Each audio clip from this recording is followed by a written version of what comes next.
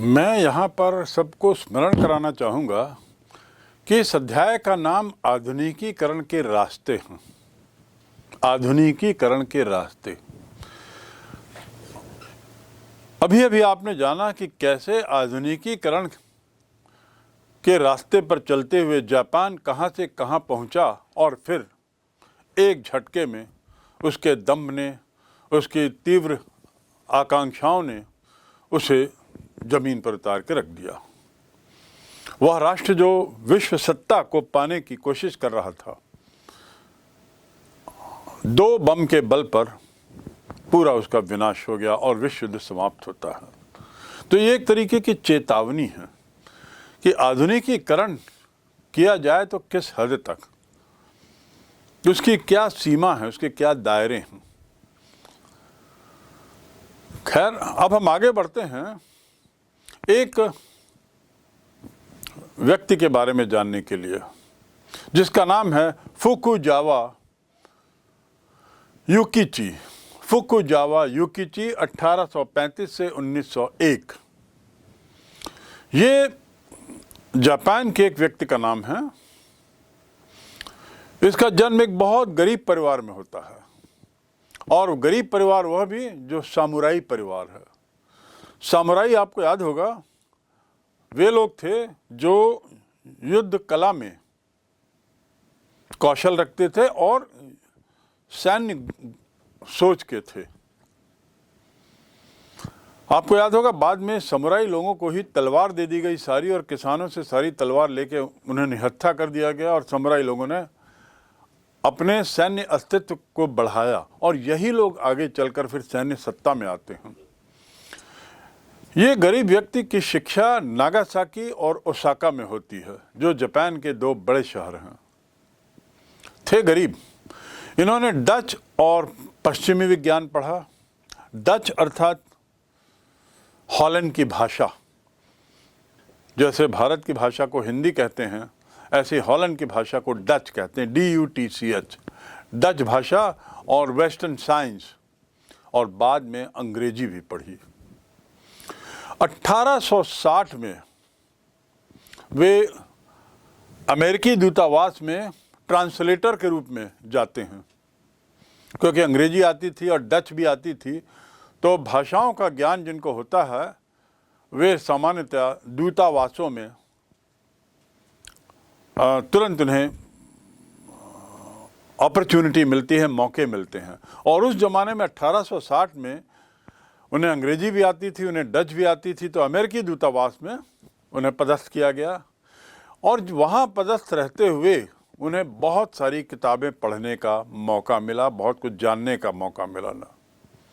उन्होंने अपने विचार क्लासिकी नहीं बल्कि बोलचाल के अंदाज में लिखे। मतलब क्लासिकी नहीं और बोलचाल मतलब रोज़मर्रा की भाषा में जो सामान्य व्यक्ति तक पहुंच जाए, ऐसी भाषा का उपयोग करते हुए छोटे छोटे वाक्य, सरल सरल शब्द और सरल विचार, इसको लेते हुए उन्होंने अपनी लेखनी चलाई, कलम चलाई और कुछ पुस्तकें लिखी। उनकी कुछ पुस्तकें बहुत ही लोकप्रिय हुई हैं। इन्होंने एक शिक्षा संस्थान भी स्थापित किया जो आज केओ विश्वविद्यालय के नाम से जाना जाता है। आज भी वह स्थित है और फुकुजावा युकिची की याद में वो अभी भी जारी है।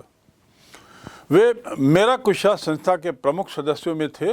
वहाँ की एक संस्था का नाम है जो पश्चिमी शिक्षा का प्रचार प्रसार करती थी।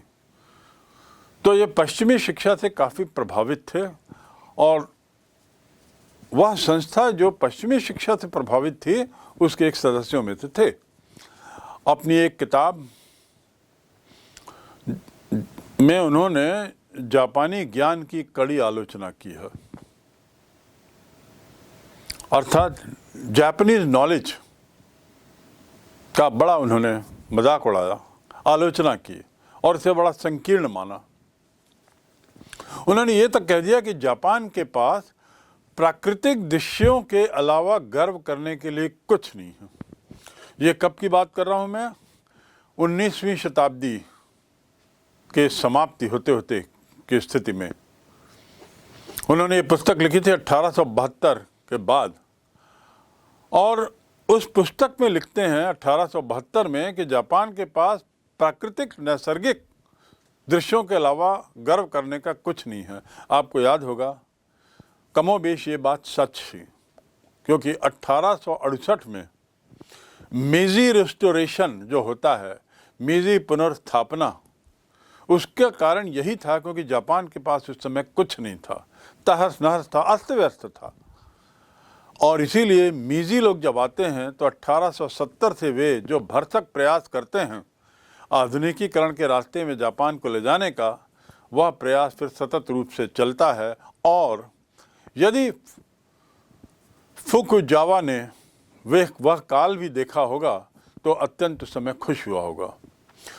उन्होंने आधुनिक कारखाने, आधुनिक संस्थाओं, उसके अलावा पश्चिमी सांस्कृतिक तत्वों को काफ़ी बढ़ावा दिया, जो कि उनके मुताबिक सभ्यता की आत्मा है, यानी सभ्यता पश्चिम से आती है, ऐसी उनकी भावना। इतने ज़्यादा पश्चिमी सभ्यता से प्रभावित थे कि उन्होंने कहा कि प्रगति अर्थात पश्चिमी समाज, प्रगति अर्थात पश्चिमी विश्व। एक सक्षम नागरिक तभी बनाया जा सकता है जब वह पश्चिमी सभ्यता का अनुपालन करे, उसके अनुसार चले। इनका सिद्धांत था, स्वर्ग ने इंसान को इंसान के रूप ऊपर नहीं बनाया, न ही इंसान के नीचे, यानी इंसान है तो इंसान ही रहें।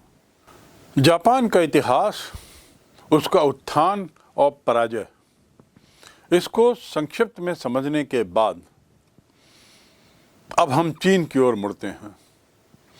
जैसे जापान में सैन्यवाद और बाद में मिलिटेंट फासिज्म पनपता है और उसकी शुरुआत आधुनिकीकरण से होती है, उसी प्रकार चीन में भी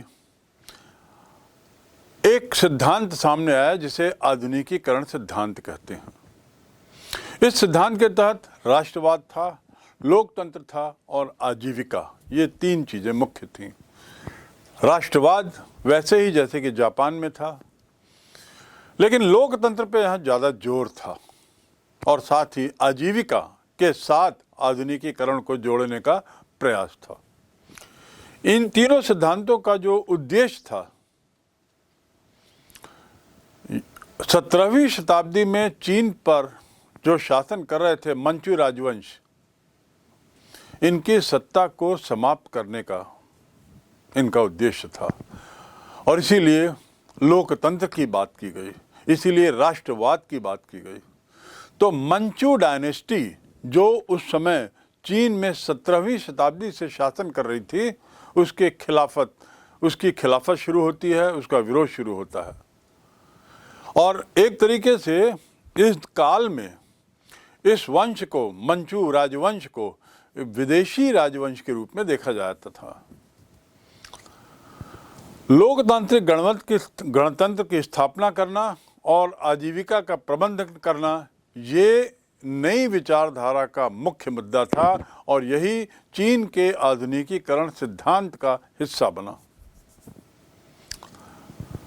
यदि आजीविका की बात होती है तो उसके तहत भूमि का उचित वितरण एक बहुत महत्वपूर्ण मुद्दा था और भूमि का उचित वितरण कम्युनिस्ट विचारधारा का एक अभिन्न हिस्सा है।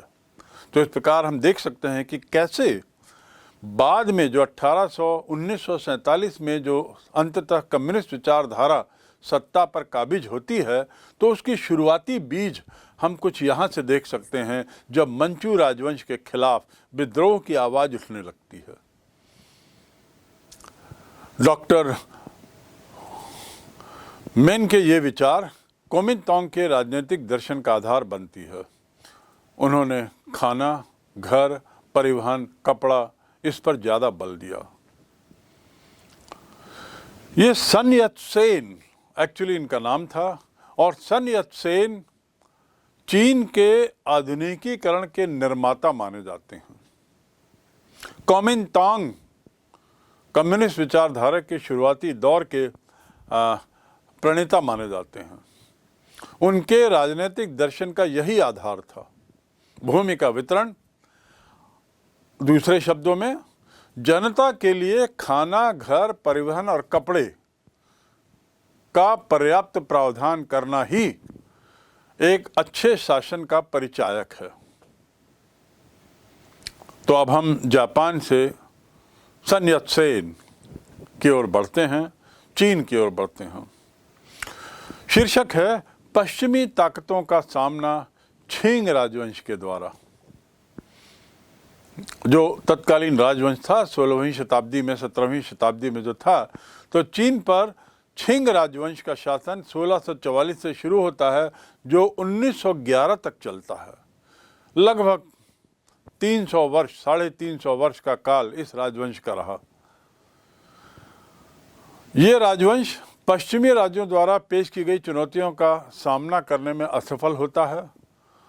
1839-42 के मध्य ब्रिटेन के साथ चीन का जो अफीम युद्ध होता है, अफीम को लेकर, उससे यह राजवंश कमज़ोर हो जाता है। ये अफीम को लेकर, अफीम एक नशीला पदार्थ है, इसको लेकर वहाँ के चीन के जो सी पोर्ट्स हैं, समुद्री बंदरगाह, वहाँ पर बहुत युद्ध हुए हैं ब्रिटेन और चीन के बीच, और उस सतत लगातार होने वाले अफीम युद्धों ने चीन को कमज़ोर कर दिया, चीन के राजवंश को कमज़ोर कर दिया। परिणाम क्या होता है? देश में सुधारों और बदलाव की आवाज़, मांग उठती है कि अब बदलाव लाया जाए। यूवेई तथा करलियांग किचाऊ जैसे सुधारकों ने चीन की व्यवस्था को सुदृढ़ बनाने पर बल दिया। तो अब ये बात सुधार की होने लगी, रिफॉर्म्स की होने लगी। इन लोगों ने एक आधुनिक प्रशासकीय व्यवस्था, नवीन सेना, उचित शिक्षा व्यवस्था का निर्माण, इसकी नीतियों की चर्चा की। मैं पुनः बता दूं, आधुनिक प्रशासनिक व्यवस्था, नवीन सेना और शिक्षा व्यवस्था समुचित, इसके निर्माण के लिए नीतियां बनाई। इसके अलावा संवैधानिक सरकार, गणतांत्रिक तरीके से स्थापित सरकार, स्थानीय विधायिकाओं का गठन, ये इस बात पर जोर था। छिंग राजवंश कन्फ्यूशियसवाद को प्रोत्साहित दिया तथा चीनी विद्यार्थियों को नए विषयों में प्रशिक्षित करने के लिए जापान, ब्रिटेन और फ्रांस में पढ़ने भेजा। उन्होंने चीन को उपनिवेशीकरण से बचाने का भरपूर प्रयास किया, लेकिन